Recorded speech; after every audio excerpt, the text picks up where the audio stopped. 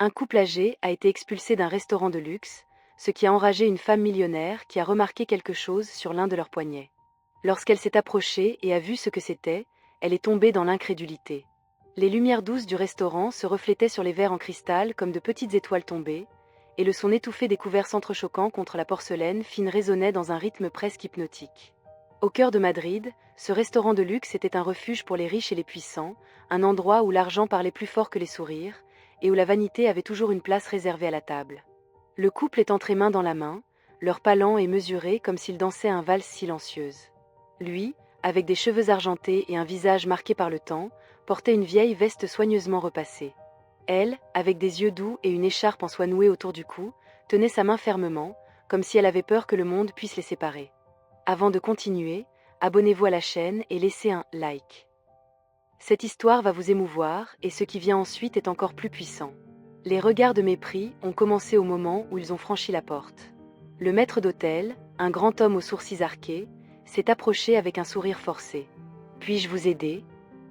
Sa voix était aiguisée comme une lame enveloppée de politesse forcée. « Oui, nous avons une réservation au nom de Javier Moral. » La voix de l'homme âgé tremblait, mais il y avait une dignité inébranlable en elle.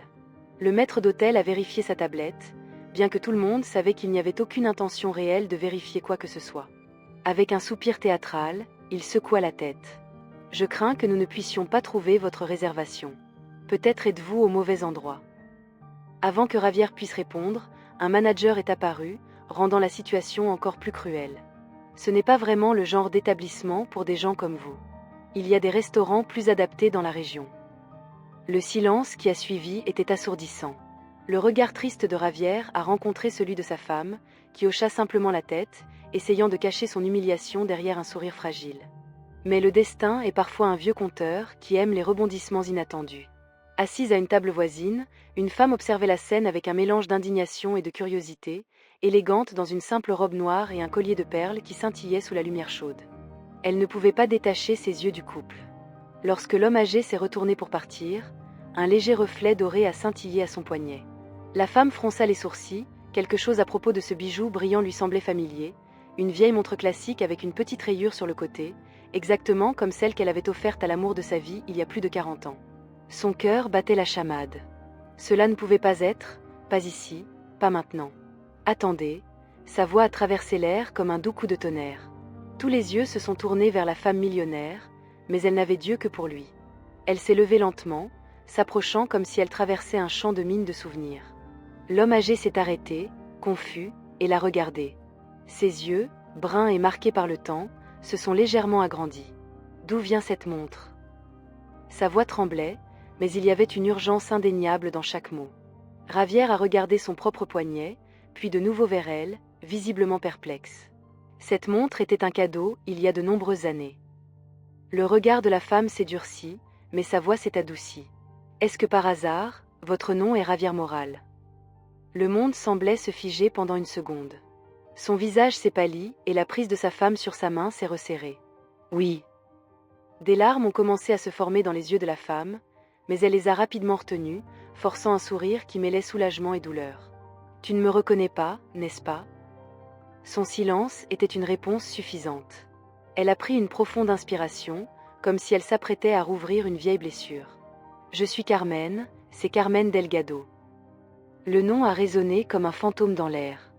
Javier a cligné des yeux, confus, puis ses yeux se sont élargis dans une reconnaissance tardive et douloureuse. Mais avant qu'il puisse dire quoi que ce soit, sa femme, avec un sourire doux, a chuchoté « Javier, qui est-elle ?» Le nom flottait dans l'air, dense comme la brume qui se forme lors des froides matinées madrilènes. Carmen Delgado, impossible à oublier. Javier a ressenti le poids des décennies peser sur ses épaules, comme si le temps avait soudain décidé d'exiger paiement pour tous les souvenirs qu'il avait gardés enfouis. Le silence qui a suivi n'était plus un silence de honte, mais de reconnaissance, un lourd silence chargé de tout ce qui n'avait jamais été dit. La femme de Javier, Lua, a remarqué la tension dans le regard de son mari. Lentement, elle a lâché sa main et a fait un pas en arrière, lui laissant de l'espace. Même sans comprendre pourquoi, elle savait que ce regard était celui de quelqu'un qui venait d'ouvrir un tiroir qu'il avait juré de ne jamais toucher à nouveau. Carmen, quant à elle, semblait lutter contre une tempête d'émotions. Ses mains tremblaient légèrement, bien qu'elle essayât de le dissimuler. « Ça ne peut pas être. La voix de Ravière était basse et rauque, comme si chaque mot était tiré d'un endroit trop profond pour être atteint sans douleur. Carmen, tu es toujours en vie. Un sourire amer s'est formé sur les lèvres de la femme. Et tu portes toujours la montre. Elle a tendu la main, touchant l'objet du bout des doigts, non pas avec permission, mais avec l'intimité de quelqu'un qui connaissait chaque détail. Je pensais qu'elle avait été perdue, tout comme nous. Ravière a détourné le regard, sentant le poids de la honte, du désir et des promesses non tenues. Qui est-elle, Ravière? La voix de Lucia était douce, mais il y avait une force tranquille en elle, comme si elle se préparait à entendre quelque chose qu'elle n'avait jamais imaginé. Ravière a pris une profonde inspiration, sa main reposant toujours sur son poignet. Carmen était mon premier amour. La confession est tombée comme un tonnerre étouffé. La pièce, maintenant pleinement consciente du drame qui se déroulait, s'est enfoncée dans un silence inconfortable. Certains dîneurs ont commencé à chuchoter, tandis que d'autres détournaient simplement le regard, embarrassés d'être témoins de quelque chose d'aussi intime. Et la montre. La voix de Lucia a brisé le silence. Elle regardait son mari avec un mélange de curiosité et de tristesse. Carmen s'est avancée. Je lui ai donné le jour où nous avons promis, sa voix a failli un instant, de ne jamais nous séparer. Ravière a fermé les yeux un moment, un souvenir longtemps enfoui a refait surface avec la force d'une marée déchaînée, deux jeunes amoureux se tenant par la main dans une petite plaza de Madrid, chuchotant des promesses au coucher du soleil, une montre donnée avec espoir et amour. Le destin avait d'autres plans. Il a finalement ouvert les yeux, maintenant embrumé. Je pensais que tu étais parti pour toujours. Il hocha lentement la tête. Je l'étais, mais pas de mon plein gré. Ma famille m'a envoyé loin, très loin, et pendant des années, j'ai essayé de trouver un moyen de revenir. Quand j'ai enfin pu, tu n'étais plus là. Lucia, qui avait écouté en silence jusqu'à présent, a pris une profonde inspiration avec dignité. Et maintenant? Elle a demandé, non pas comme quelqu'un qui exigeait des réponses, mais comme quelqu'un qui comprenait que certaines histoires devaient être racontées. Avant que quiconque puisse répondre, le manager du restaurant, toujours ignorant de la profondeur de la scène qui se déroulait devant lui, est réapparu avec une expression impatiente. Si vous n'avez pas de réservation valide, je dois vous demander de partir immédiatement. Carmen s'est lentement tournée vers lui, son regard maintenant froid comme le marbre des anciennes cathédrales de Madrid. Sais-tu qui je suis? Sa voix était basse, mais elle portait le poids d'une vie d'accomplissement. Le manager a hésité, clairement perturbé par la présence imposante de la femme. Non, madame. Elle a sorti son téléphone de son sac, tapant rapidement quelques mots. Je viens d'acheter ce restaurant et la première chose que je ferai est de m'assurer qu'aucun couple ne sera jamais humilié ici à nouveau. Le manager a pâli, balbutiant des excuses, mais Carmen ne lui a plus accordé un regard. Son attention était sur Ravière. Pourquoi n'as-tu jamais essayé de me retrouver? La question était une épée à double tranchant, remplie de douleur et de ressentiment à peine dissimulés. Parce que je pensais que tu m'avais oublié. Ravière baissa la tête, sa voix se brisant, et parce que j'ai trouvé Lucia, et elle a sauvé la vie que je ne croyais plus pouvoir avoir. Carmen a regardé Lucia, et pendant un bref instant, le ressentiment s'est transformé en compréhension. Après tout, la douleur n'avait pas à être éternelle. Peut-être avons-nous encore une dernière danse à faire entre les mains du destin, dit Carmen avec un sourire mélancolique. Pas comme avant, mais comme de vieux amis réunis après longtemps. La montre en argent brillait sous les lumières dorées du restaurant, un symbole silencieux d'un passé que ninguno des trois n'avait vraiment surmonté. La tension dans l'air a commencé à se dissoudre, non pas en confort, mais en acceptation. Les décennies avaient transformé Ravière, Carmen et Lucia en personnes différentes, mais les cicatrices laissées par le temps étaient toujours là, visibles dans les rides autour de leurs yeux et dans les mots qui refusaient d'être prononcés. Peut-être devrions-nous quitter cet endroit. La voix de Lucia était douce mais ferme, une ancre au milieu de la tempête émotionnelle. Elle tendit la main à Ravière, qui la prit immédiatement, trouvant dans cette présence constante le soutien silencieux d'une vie partagée. Carmen hocha la tête, le regard baissé.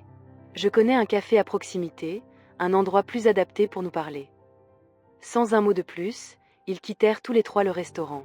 La nuit madrilène les enveloppa dans sa douce brise et le parfum subtil des fleurs des jardins voisins.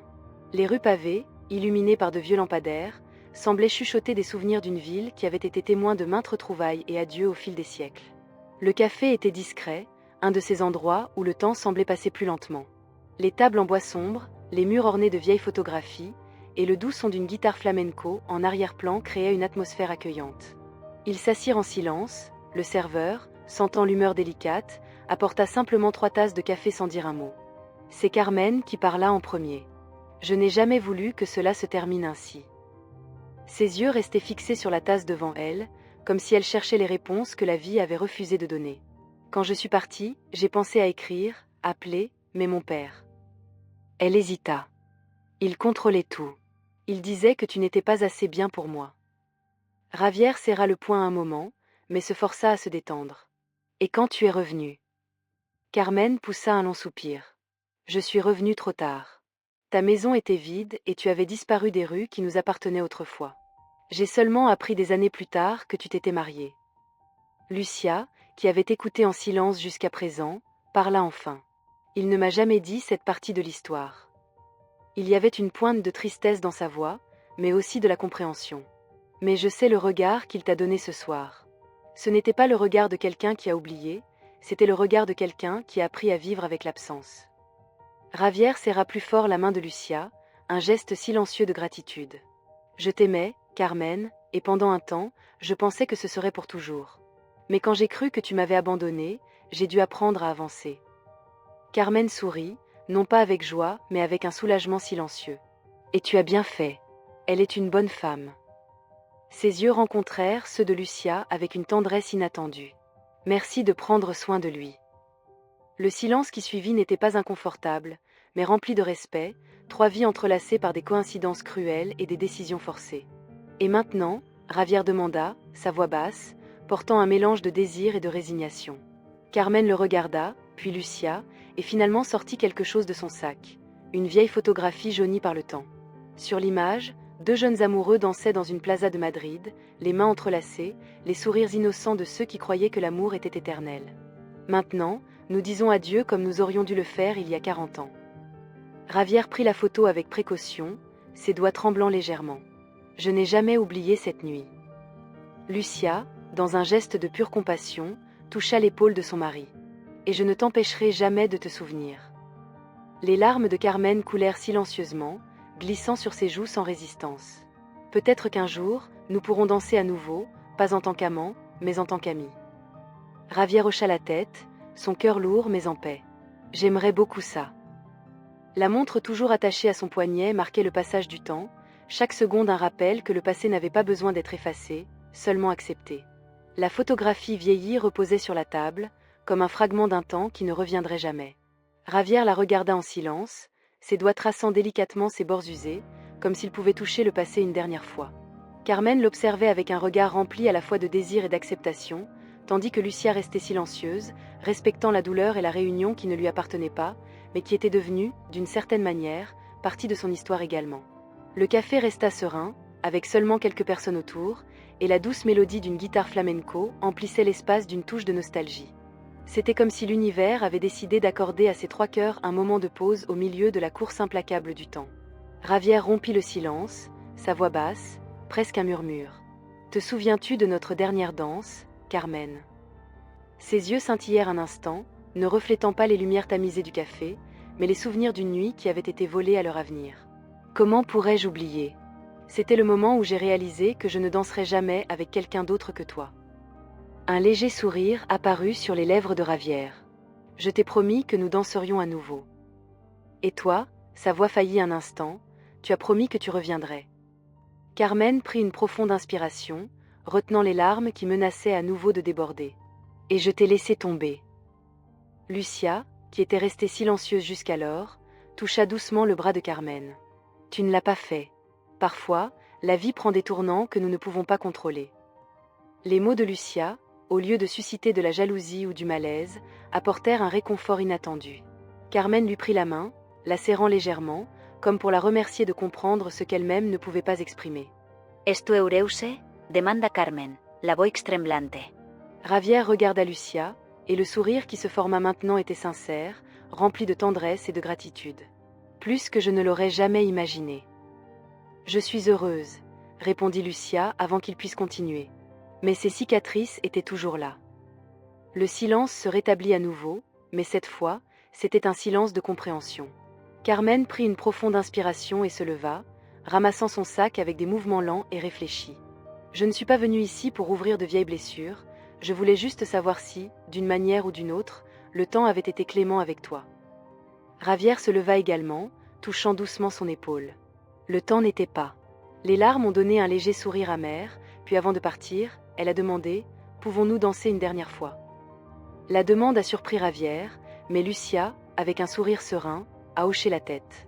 « Vas-y », sa voix était un murmure d'acceptation. « Je vais attendre ici. » Le café était presque vide et le guitariste, sentant le moment, a commencé à jouer une douce mélodie, une version lente d'un vieux paso doble espagnol. Javier a tendu la main et Carmen l'a prise délicatement. Ils ont dansé lentement, leur pas n'étant plus guidé par la passion juvénile, mais par le respect et le souvenir de ce qu'ils étaient autrefois. Chaque mouvement était un adieu silencieux, chaque tournant un rappel que le temps avait emporté leur amour, mais avait laissé la gentillesse et la compréhension à sa place. Lucia regardait de loin, non pas avec jalousie, mais avec une acceptation tranquille. Elle savait que cette danse n'était pas sur le présent ni sur l'avenir, mais sur la fermeture d'un chapitre qui n'avait jamais été correctement terminé. Lorsque la musique s'est arrêtée, Javier a embrassé la main de Carmen avec respect et soin. « Au revoir, Javier. »« Au revoir, Carmen. » Elle s'est éloignée sans se retourner, disparaissant par les portes du café comme un doux fantôme. Enfin en paix avec le passé, Javier est retourné à la table et Lucia a pris sa main sans dire un mot. Ils n'avaient pas besoin de mots. Leur amour était construit sur l'acceptation, la patience et la compréhension que parfois, le véritable amour signifie aussi permettre au passé de reposer. La porte du café s'est fermée derrière Carmen avec un doux carillon et le silence laissé derrière était différent. Plus de tension, plus de mots non prononcés, seulement le calme étrange qui vient lorsqu'un cycle est enfin complet. Javier et Lucia restèrent assis un moment, leurs mains toujours entrelacées sur la vieille table en bois usé. Dehors, les lumières de Madrid scintillaient comme de petites balises dans les fenêtres et le bruit lointain des pas pressés résonnait dans les rues étroites. La ville restait vivante, mais pour eux deux, le temps semblait s'être arrêté. « Ça va ?» La voix de Lucia était basse, mais il y avait une tendresse en elle que seules des années de compagnonnage pouvaient apporter. Javier mit longtemps à répondre, ses yeux se posant sur la montre à son poignet, comme s'il voyait pour la première fois un vieil ami qu'il avait oublié de visiter pendant des décennies. « Je ne sais pas », soupira-t-il, les yeux toujours rivés sur le passé. « On dirait qu'un poids a été levé, mais en même temps, on dirait que j'ai perdu quelque chose encore une fois. » Lucia ne répondit pas immédiatement, mais elle lui serra doucement la main, un rappel silencieux qu'il n'était pas seul. « Tu n'as rien perdu », elle brisa enfin le silence. « Tu as simplement trouvé une place pour cette partie de ton histoire. Maintenant, peut-être que tu peux vraiment avancer. » Javier leva les yeux vers elle et là, il trouva ce qu'il avait toujours su, la femme qui avait été à ses côtés quand il en avait le plus besoin, sans jamais demander d'explication, sans demander l'espace que son passé occupait encore. « Tu es plus généreuse que je ne le mérite, » dit-il. Lucia Surratt Dousman. Je ne suis pas généreuse. Je comprends simplement que le véritable amour ne rivalise pas avec le passé, il l'accepte et apprend à vivre avec. La montre à son poignet semblait maintenant marquer un nouveau temps, non pas le temps des souvenirs, mais le temps de la guérison. Quelques jours plus tard, la réunion avec Carmen avait laissé des cicatrices invisibles sur Javier, mais elle avait également apporté un sentiment inattendu de soulagement. Dans les jours qui ont suivi, il a repris sa routine avec Lucia, mais quelque chose avait changé, non pas entre eux, mais en lui. Un matin d'automne, il a décidé de faire quelque chose qu'il avait évité pendant des années. Il s'est assis dans son vieux bureau, entouré de livres poussiéreux et de photographies jaunies, et a commencé à écrire. Ce n'était pas une lettre ni un journal, mais un simple récit de tout ce qui s'était passé cette nuit-là. Chaque mot semblait libérer un morceau de douleur qu'il n'avait même pas réalisé qu'il portait encore. Il a écrit sur l'amour qu'il avait ressenti pour Carmen, la douleur de l'avoir perdue et surtout la paix qu'il avait enfin trouvée quand ils ont dansé une dernière fois. Lucia est entrée dans la pièce silencieusement et l'a trouvé immergé dans ses mots. Elle ne l'a pas interrompu, se contentant de le regarder de loin, rempli de fierté silencieuse. Quand Javier a terminé, il a fermé le carnet et l'a placé dans un tiroir, comme s'il fermait un chapitre pour de bon. « Qu'est-ce que tu as écrit ?» demanda Lucia doucement. Il la regarda, ses yeux maintenant plus légers. « Notre histoire, la sienne et la mienne. » Lucia Surratt. Notre histoire n'est pas encore finie. Javier se leva, s'approcha d'elle et prit ses mains. « Non, et je veux vivre chaque seconde de ce qu'il nous reste. » Quelques semaines plus tard, une lettre inattendue est arrivée. Le temps semblait suivre son cours naturel jusqu'à ce qu'un matin froid, une lettre arrive par la poste. Javier reconnut l'écriture avant même d'ouvrir l'enveloppe. Carmen se tenait à ses côtés alors qu'il dépliait la lettre. C'était court, mais chaque mot portait le poids d'un dernier adieu.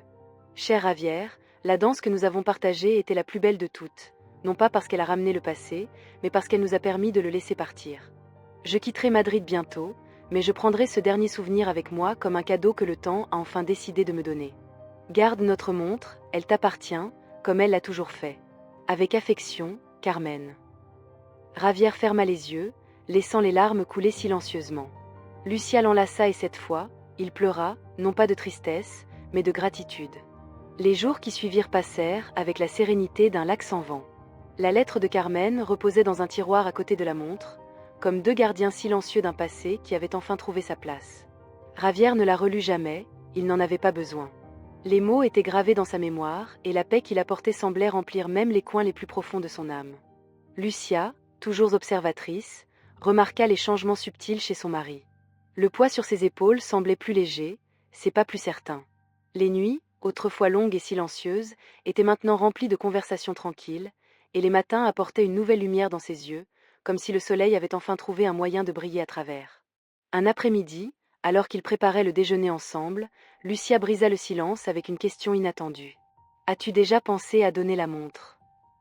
Ravière, en tranchant lentement des tomates, s'arrêta un moment, surpris mais pas offensé. Lucia essuya ses mains sur un torchon de cuisine et s'approcha, posant une main sur son épaule, non par mépris ni pour oublier, mais peut-être cela pourrait commencer une nouvelle histoire entre les mains de quelqu'un d'autre, une histoire sans les cicatrices du passé. Ravière regarda la montre sur la table, son éclat métallique réfléchissant la lumière de la cuisine. Pour la première fois, il ne ressentait pas le poids des souvenirs, mais une légèreté qui le surprenait. Peut-être, murmura-t-il, pensif, mais pas encore. Je ne suis pas encore prêt. Lucia hocha la tête, respectant son temps comme elle l'avait toujours fait. La routine de Ravière et Lucia se poursuivit, mais maintenant il y avait un but silencieux dans chaque jour.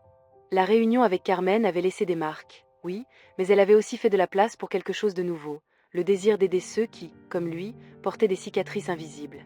Un matin, alors qu'il marchait dans un parc voisin, Lucia s'arrêta devant un petit groupe de personnes âgées discutant sur un banc. Certaines semblaient perdues dans leurs pensées, tandis que d'autres regardaient simplement le monde passer avec ce regard distant typique de ceux qui ont vu plus qu'ils ne l'auraient voulu. « Ils sont seuls, n'est-ce pas ?» commenta doucement Lucia. Ravière observa en silence un moment, puis quelque chose s'enflamma en lui. « Peut-être que nous pouvons faire quelque chose. » Lucia fronça les sourcils, curieuse. « Que veux-tu dire ?» Il prit une profonde inspiration, l'idée commençant à prendre forme dans son esprit. Et si nous créions un espace où ces gens pourraient partager leurs histoires, où personne n'aurait à porter le poids du temps seul? Les yeux de Lucia s'illuminèrent d'excitation. Comme un centre communautaire, un endroit où ils peuvent danser, raconter leurs souvenirs, se reconnecter avec d'autres qui comprennent leurs douleurs. Ravière sourit, se sentant vivant d'une manière qu'il n'avait pas ressentie depuis des années. Exactement, un endroit où le temps n'est pas un fardeau, mais un trésor à partager. La naixença d'Aldees Istúries. Dans les mois qui suivirent, le projet commença à prendre forme avec l'aide d'amis, de voisins et même de petites entreprises locales. Ils louèrent un espace modeste au cœur de Madrid, peignirent les murs de couleurs chaudes et décorèrent les pièces avec de vieilles photographies de la ville, créant une atmosphère accueillante remplie de souvenirs vivants.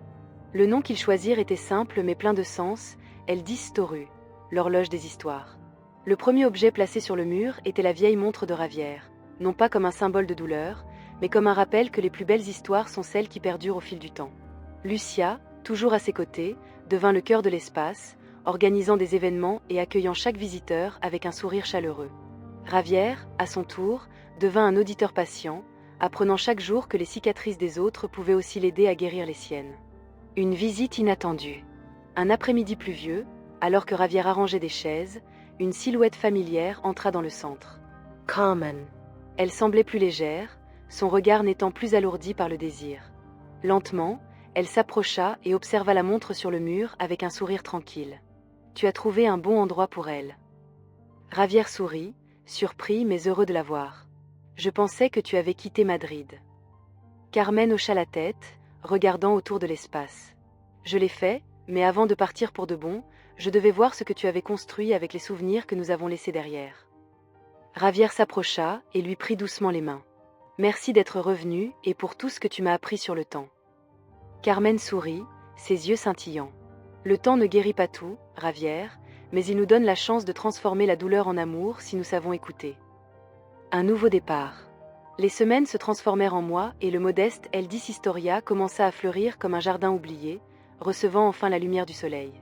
L'espace, autrefois calme et timide, se remplissait bientôt de voix, de rires et parfois même de larmes, non de chagrin, mais de soulagement, comme ceux qui laissaient enfin tomber un fardeau qu'ils avaient porté trop longtemps. La montre de Ravière restait sur le mur principal, marquant non seulement les heures, mais chaque mémoire partagée. En dessous, une citation encadrée écrite par Lucia.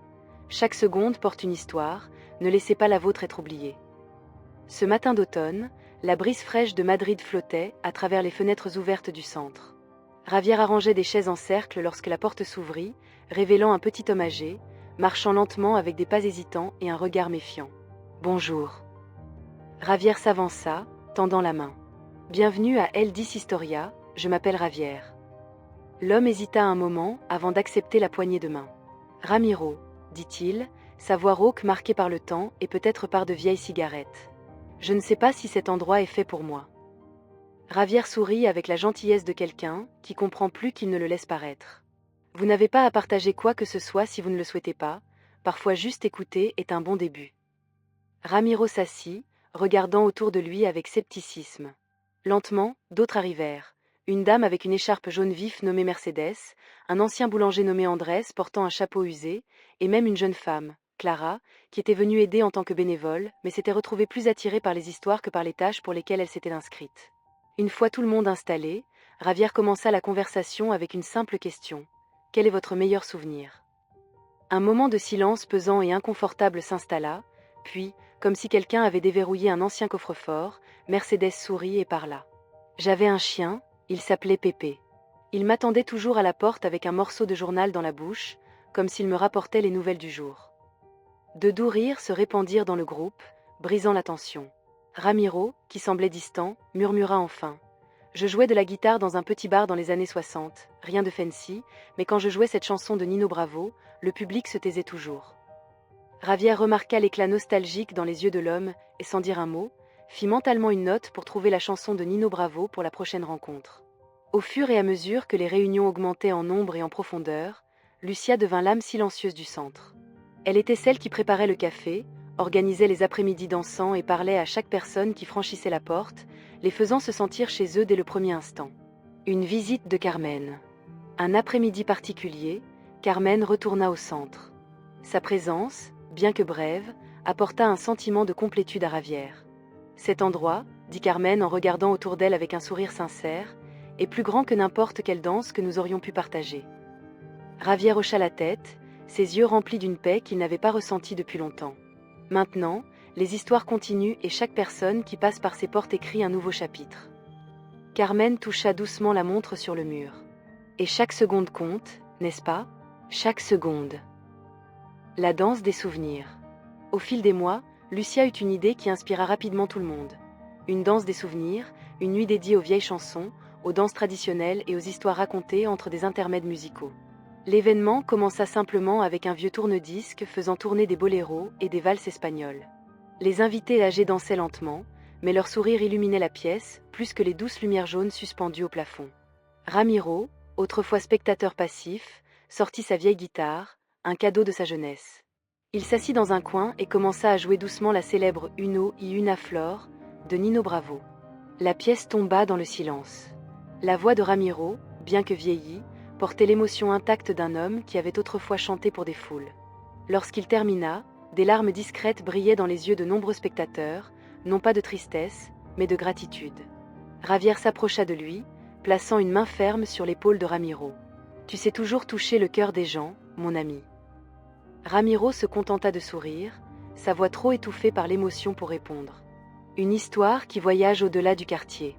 Les histoires du centre commencèrent à se répandre au-delà du quartier. De petits articles dans des journaux locaux, des vidéos faites maison sur les réseaux sociaux, et bientôt, des gens d'autres parties de Madrid voulurent visiter Eldis Historia. Mais pour Ravière et Lucia, le véritable succès n'était pas dans la popularité croissante, mais dans les changements subtils, comme le sourire de Ramiro après des années d'isolement ou les nouvelles amitiés se formant parmi ceux qui avaient autrefois porté le poids de la solitude en silence. Je suis curieux, d'où regardez-vous ? Dites-le-moi, et pendant que vous y êtes, suggérez une histoire que vous aimeriez voir sur la chaîne. Le doux soleil d'hiver illuminait les fenêtres d'Eldis Historia. À l'intérieur, La vie suivait son propre rythme, différent du monde pressé à l'extérieur. Les rires, les conversations chuchotées et les vieilles mélodies remplissaient l'espace comme une symphonie de souvenirs vivants. Javier était assis à l'une des tables, observant les interactions autour de lui. Ramiro enseignait des accords de guitare simples à quelques auditeurs curieux, tandis que Mercedes animait une discussion sur les anciennes traditions des festivals madrilènes. L'End. La solitude dans le silence. Je suis curieux de savoir d'où vous regardez, dites-le-moi et pendant que vous êtes là, suggérez une histoire que vous aimeriez voir sur la chaîne. Le doux soleil d'hiver illuminait les fenêtres d'Elor d'Historia. À l'intérieur, la vie suivait son propre rythme, différent du monde pressé à l'extérieur. Les rires, les conversations chuchotées et les vieilles mélodies remplissaient l'espace comme une symphonie de souvenirs vivants. Javier était assis à l'une des tables, observant les interactions autour de lui. Ramiro enseignait des accords de guitare simples à quelques auditeurs curieux, tandis que Mercedes dirigeait une discussion sur les anciennes traditions des festivals de Madrid. L'endroit était devenu un foyer pour tous ceux qui portaient autrefois la solitude comme un fardeau silencieux.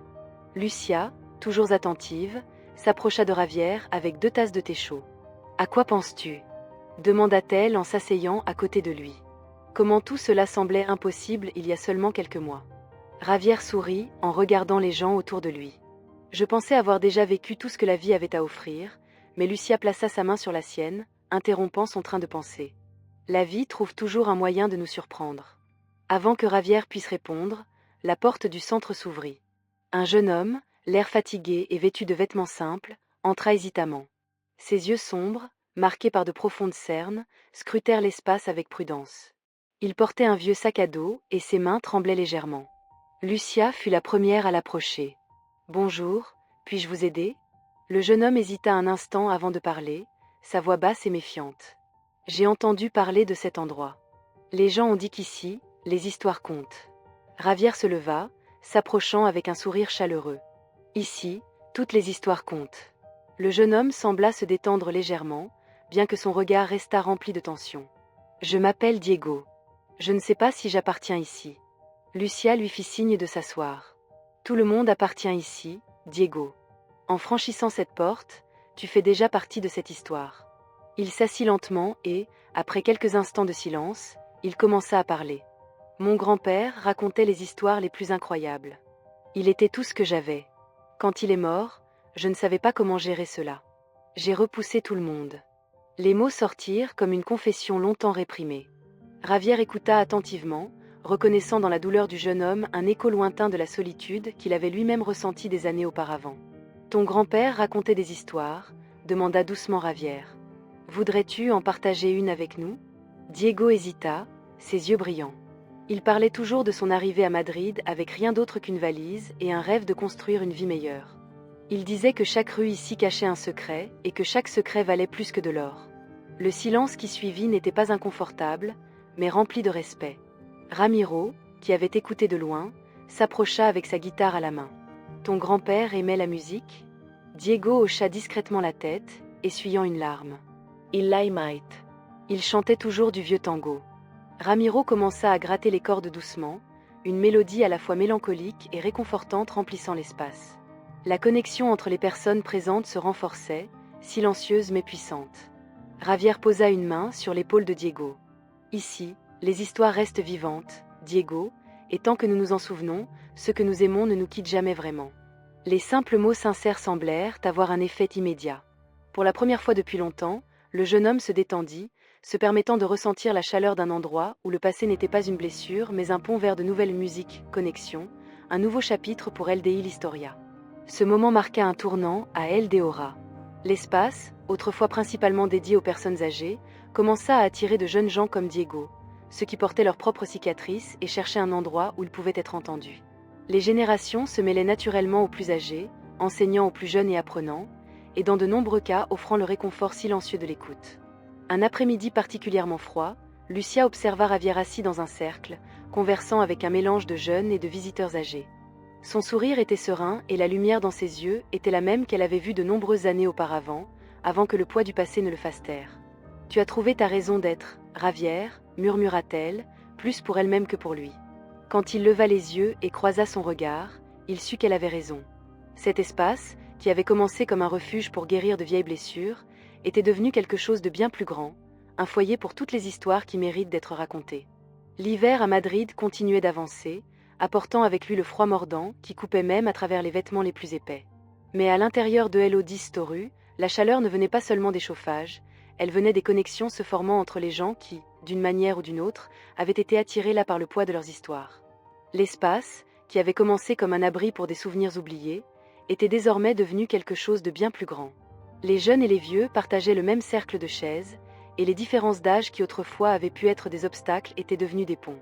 Javier observa avec une fierté silencieuse alors que des liens inattendus prenaient forme.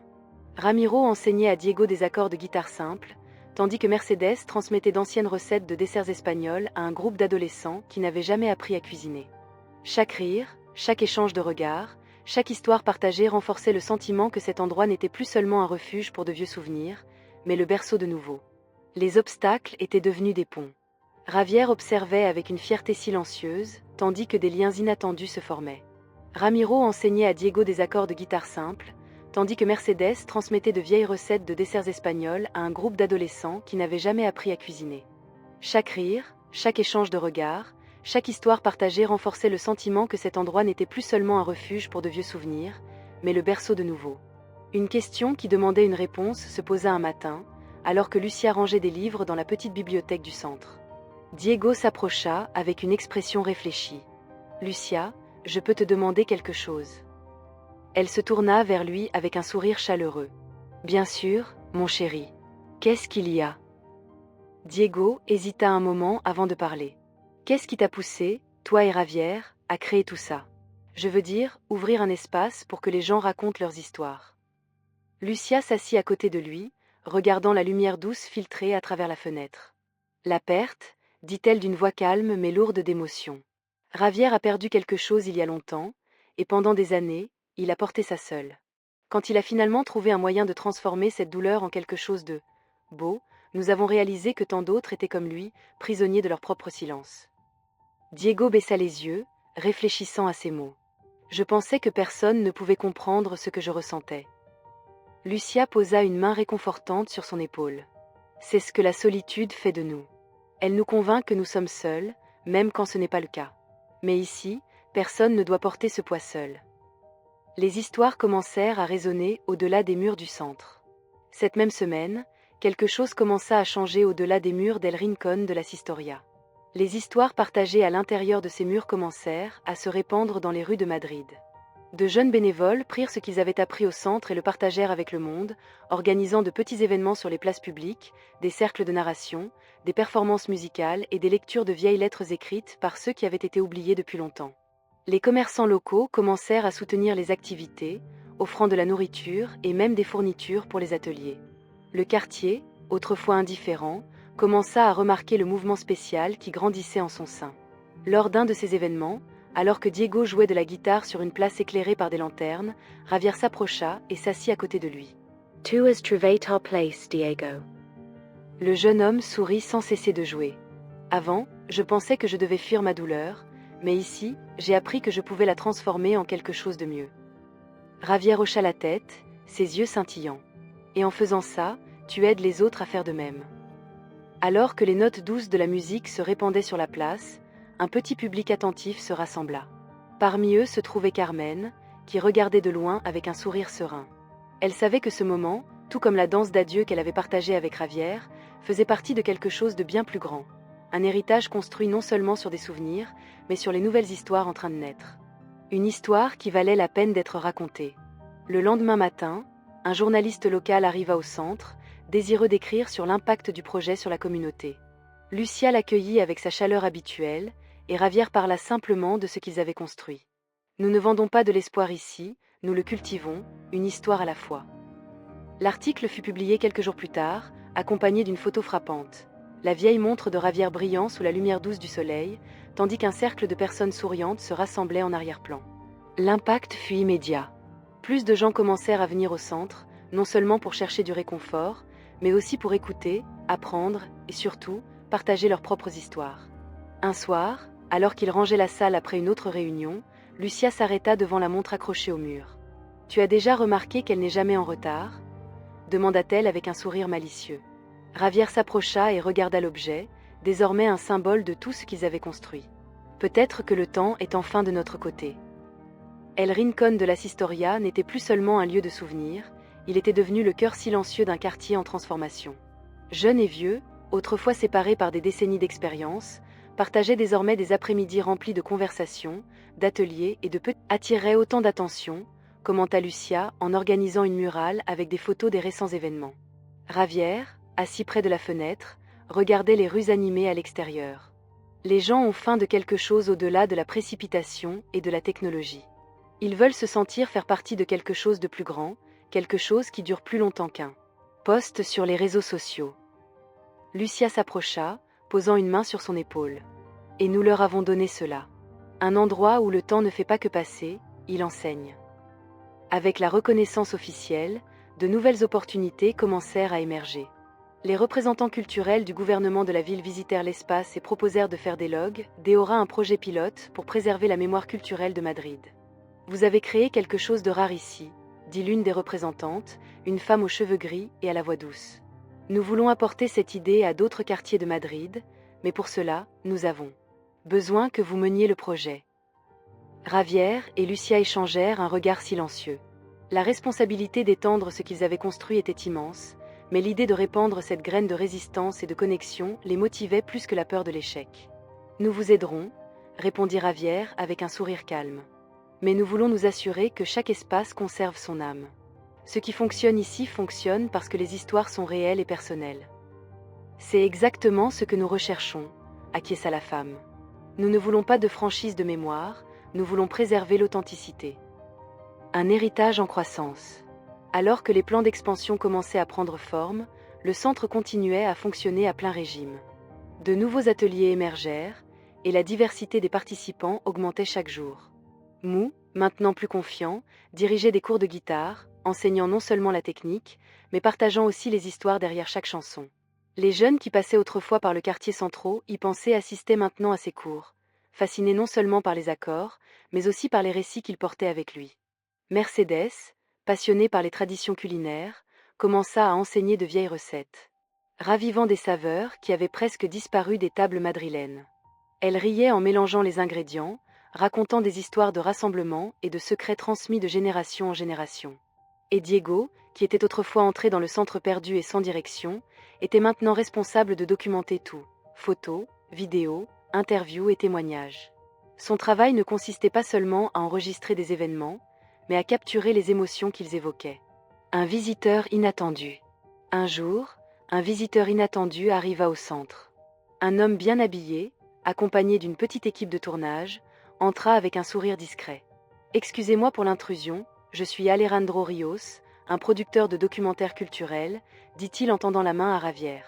Nous aimerions faire un film sur l'impact d'El Distoru sur Madrid. » Javier hésita un instant, le poids de la responsabilité évident dans ses yeux. « Nous n'avons pas créé cet endroit pour devenir célèbres. »« Je sais, » répondit Alejandro avec sincérité. « Mais peut-être que c'est exactement pour cela que le monde a besoin d'entendre cette histoire. » Après une longue discussion avec Lucia et les autres membres du centre, ils acceptèrent de collaborer au projet. Le tournage commença discrètement, sans perturber les activités quotidiennes. Les histoires qui devaient être racontées émergeaient spontanément lors des enregistrements. Mercedes parla du fils qu'elle avait perdu et comment ses après-midi au centre l'avaient aidé à trouver un nouveau but. Ramiro révéla les difficultés de vivre dans la solitude avant de découvrir le centre, et comment ses cours de guitare avaient donné un nouveau sens à ses journées. Mais peut-être que le moment le plus émouvant fut lorsque Javier fut interviewé devant la vieille horloge, le symbole silencieux de tout ce qu'ils avaient construit. « Que représente le temps pour vous maintenant ?» demanda Alejandro. Javier regarda l'horloge pendant quelques secondes, réfléchissant. « Pendant longtemps, j'ai cru que le temps était un ennemi. Avec lui, j'ai perdu des gens, des rêves et des moments qui ne reviendraient jamais. Mais ici, j'ai appris que le temps est comme la terre. Si vous plantez les bonnes graines, il vous rend des fruits que vous n'auriez jamais imaginé récolter. Le secret n'est pas de lutter contre le temps, mais d'écouter ce qu'il essaie de nous enseigner. » Une histoire qui a atteint le monde. Des mois passèrent, et enfin, le documentaire fut projeté lors d'une petite avant-première au centre même. Des gens de toute la ville remplirent la salle, émus non seulement par ce qu'ils voyaient à l'écran, mais aussi par l'atmosphère qu'ils ressentaient en étant là. L'impact fut immédiat. Le documentaire devint viral, et Elordis Storu devint un symbole de préservation culturelle et de reconnexion humaine à travers l'Espagne. Encouragé par son succès, le gouvernement de la ville soutint officiellement l'expansion du projet, et d'autres quartiers commencèrent à créer leur propre espace de mémoire et de communauté. À la fin de la soirée, lorsque tout le monde fut parti et que le silence envahit à nouveau la salle, Javier et Lucia restèrent seuls, regardant l'horloge au mur. « Tu penses que le temps nous a donné cette chance ?» demanda Lucia, son sourire serein. « Peut-être, » répondit Javier en enlaçant ses épaules. « Ou peut-être que nous avons enfin appris à l'utiliser de la bonne manière. » Javier et Lua, qui avaient autrefois seulement cherché un endroit où le passé pouvait être honoré, se retrouvèrent maintenant au cœur d'un mouvement culturel et social bien plus grand que ce qu'ils avaient jamais imaginé. Mais alors que le monde reconnaissait l'impact de ce qu'ils avaient construit, la vie, dans sa manière la plus subtile, continuait son cours, et le temps, même respecté, n'oubliait jamais de réclamer son dû. Un avertissement du temps. Un matin, alors que le soleil se levait timidement sur les vieux toits de Madrid, Javier se réveilla avec une étrange sensation dans la poitrine. Ce n'était pas de la douleur, mais une légère pression, comme si quelque chose essayait de lui dire que le temps, toujours le temps, était sur le point de demander quelque chose de plus.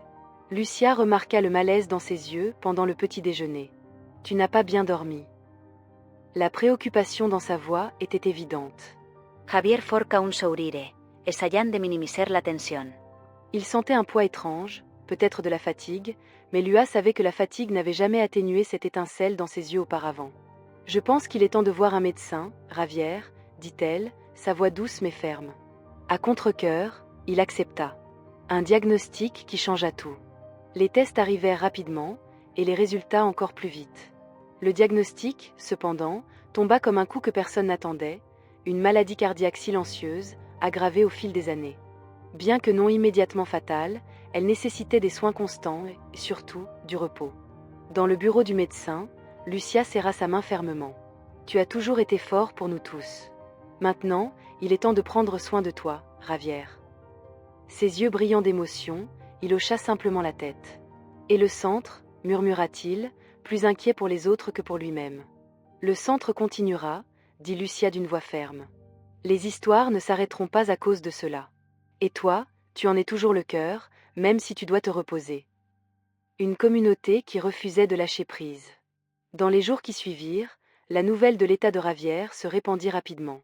Le centre, déjà une communauté soudée, devint encore plus fort. Ramiro prit en charge les cours de musique à plein temps, Diego organisa une série d'événements pour collecter des fonds pour améliorer l'espace, et Carmen, qui était revenue pour rester près de ses amis, commença à diriger les réunions hebdomadaires. Mais il y avait un vide que personne ne pouvait combler. La présence constante de Javier dans la salle principale, assis près de l'horloge, écoutant les histoires avec la même révérence qu'un maître donne à son orchestre. Un après-midi pluvieux, alors que la ville pleurait en silence, Lucia trouva Javier contemplant l'horloge au mur. Ses yeux étaient lointains, mais il y avait une lueur de sérénité en eux, non de résignation, mais d'acceptation. « Tu te souviens de cette danse ?» demanda-t-il doucement. Lucia s'assit à côté de lui, tenant doucement sa main. « Comment pourrais-je oublier ? C'était le moment où j'ai réalisé que je ne danserais jamais avec personne d'autre que toi. » Un faible sourire effleura les lèvres de Javier. Peut-être est-il temps pour une dernière danse. Lucia fronça les sourcils, confuse. Ici, maintenant. Il hocha la tête, se levant avec effort mais détermination. La musique, douce et familière, semblait déjà résonner dans leurs souvenirs, même si la salle était vide. Les larmes aux yeux, Lucia l'aida à se lever. « Tu as toujours été mon pas le plus audacieux, » chuchota-t-elle. « Et toi, mon rythme parfait. » Ils dansèrent lentement, comme il avait fait tant de fois auparavant, chaque mouvement étant un souvenir vivant de rencontres, d'adieux, de promesses faites et tenues. L'horloge marquait les secondes avec précision, mais dans cette danse, le temps semblait s'arrêter, honorant leur moment. Un adieu aussi doux que le temps lui-même. Le lendemain matin, Javier s'éteignit paisiblement, tenant la main de Lucia. Il n'y avait pas de douleur, juste un silence profond et respectueux, comme la fin d'une symphonie qui avait joué chaque note à la perfection. Les funérailles furent simples, mais profondément émouvantes. Des personnes de tous âges remplirent le centre, non seulement avec tristesse, mais aussi avec gratitude pour tout ce que Javier avait construit. Chacun apporta une histoire, un souvenir, un geste d'affection. Diego créa une vidéo mêlant des images des ateliers, des réunions, des danses et des sourires, tout ce que Elordis Storia représentait. À la fin de la cérémonie, Lucia monta sur la scène improvisée, tenant la vieille montre de Ravière. Il disait toujours que le temps n'est pas un ennemi, mais un enseignant. Aujourd'hui, alors que le temps continue son cours, nous promettons que ces leçons ne seront jamais oubliées. La montre fut replacée au mur, marquant non pas une fin, mais un nouveau commencement. Dans les mois qui suivirent, le centre continua de croître. Des ateliers furent créés en l'honneur de Ravière, et le projet d'expansion dans d'autres quartiers de Madrid devint une réalité. Lucia, désormais la gardienne principale du centre, dirigea les activités avec la même étincelle dans les yeux que Ravière avait toujours portés. Et chaque soir, avant de fermer les portes, elle regardait l'horloge au mur et murmurait « Nous dansons toujours, mon amour ». Chaque histoire racontée ici est un pas en avant. Un héritage qui résista à l'épreuve du temps. Des années passèrent depuis que Ravière Moral était parti, mais sa présence semblait encore remplir chaque coin de Elodis Historia. Les murs autrefois silencieux portaient maintenant de nouveaux cadres, des photos de visages souriants, des mains entrelacées, des danses capturées dans leurs moments les plus intenses, et de petits mots laissés par ceux qui avaient trouvé refuge dans ce sanctuaire. Au milieu de la frénésie du monde moderne, le centre, autrefois un espace simple et discret, était devenu un symbole culturel de Madrid. Le projet d'expansion dont Ravière et Lucia avaient rêvé ensemble incluait maintenant des centres similaires dans différents quartiers. Chacun avait sa propre personnalité, mais tous portaient les mêmes graines de mémoire, de connexion et de résilience, plantées par un couple qui avait cru que le temps ne devait pas être un ennemi. Lucia Moral, maintenant aux cheveux blancs comme neige, marchait lentement dans les couloirs de l'espace qu'elle et Ravière avaient construit avec tant d'amour. Son corps portait le poids de l'âge, mais son âme se sentait plus légère que jamais. Elle s'arrêta devant la vieille montre, celle que Ravière avait portée à son poignet le jour où tout avait commencé. Maintenant, elle reposait dans un cadre en verre, protégée mais pas oubliée, marquant toujours les heures avec la même sérénité précise qu'auparavant. « Tu continues à tiquer », chuchota-t-elle, touchant le verre du bout des doigts. « Comme tu l'avais promis, mon amour. » Chaque semaine, de nouveaux groupes se rassemblaient. Des jeunes, des personnes âgées, des visiteurs, des artistes et des travailleurs ordinaires partageaient leurs histoires à travers des cercles de discussion, des ateliers et des performances musicales. L'esprit de Ravière vivait, non pas dans les murs, mais dans les mots prononcés à chaque réunion, dans les regards échangés lors de moments calmes, et dans les souvenirs qui, autrefois isolés, étaient maintenant entrelacés dans une toile de solidarité et d'appartenance. Cette nouvelle génération portait le flambeau. Diego, maintenant à la coordination de l'ensemble du projet, était devenu un symbole de la nouvelle génération, transformé par cet espace. Il continua à documenter chaque moment important, gardant vivante la mémoire de tout ce qu'ils avaient construit. Lors d'un événement spécial en l'honneur de Ravière, Diego monta sur la scène improvisée, tenant un micro avec des mains tremblantes. « Je suis venu ici sans savoir ce que je cherchais. Je pensais être seul, dit-il, regardant Lucia qui souriait dans le public. Mais Ravière m'a appris que les histoires qui nous guérissent le plus sont celles que nous partageons. Et c'est pourquoi chaque nouvel espace que nous ouvrons n'est pas juste un autre bâtiment, c'est une promesse que personne ne doit porter sa douleur en silence. » L'audience, composée de centaines de personnes de différentes générations, se leva dans un tonnerre d'applaudissements. Un moment de réflexion calme. Un après-midi, Lucia marcha lentement dans le jardin aménagé derrière le centre. Parmi les petites fleurs et les bancs en bois, une plaque discrète marquait un mémorial pour Ravière. Ici repose le gardien du temps. Ses histoires vivent dans chaque souvenir partagé. Assise sur un banc, elle contempla le ciel peint de nuances d'orange et de rose par le coucher de soleil. Une brise douce caressa son visage, et pendant un bref instant, elle eut l'impression que Ravière était là, à ses côtés, veillant sur l'héritage qu'ils avaient construit ensemble. « Tu disais toujours que le temps était le vrai narrateur de nos vies, » murmura-t-elle, fermant les yeux. « Maintenant, je sais que tu avais raison. » L'impact de Elodis ne se limitait plus à Madrid. Des histoires de transformation commencèrent à émerger dans d'autres villes, dans d'autres pays. Des centres similaires apparurent à Lisbonne, Buenos Aires, Rome, et même dans de petites villes à travers l'Espagne. Les journaux et magazines commencèrent à appeler ce mouvement la révolution de la mémoire. Un réseau d'espaces dédiés à préserver les expériences humaines dans un monde de plus en plus pressé. 5 ans sans Ravière.